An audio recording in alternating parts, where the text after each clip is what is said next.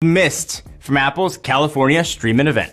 So the iPhone 13 is finally real, and it's kind of spectacular. So there are 4 different models here. You've got the iPhone 13, the last year of the Mini, the 13 Pro, and the 13 Pro Max. And they do come in a few new colors. Beside that, not much is drastically different. It has the same basic design as the iPhone 12 that came before it. There are a few more subtle changes that you have to kind of look for.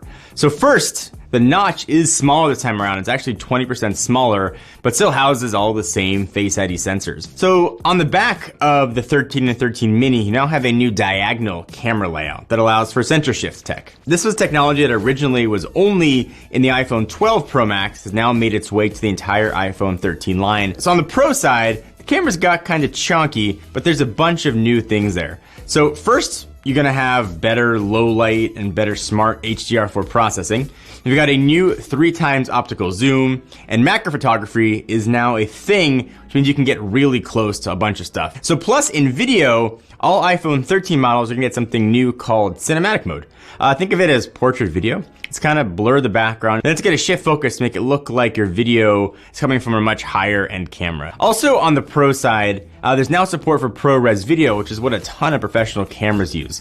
There's also new photographic style mode, lets you adjust how the camera's taking pictures. So powering the iPhone 13, the whole line, is a new A15 Bionic processor. Think of it as the very close cousin of the M1. Apple has been dominating the processor game, and this looks to make that lead even bigger. No surprise, it's faster because it's the newest, but because it's newer, it's also more efficient. The iPhone is actually going to get better battery life because of it.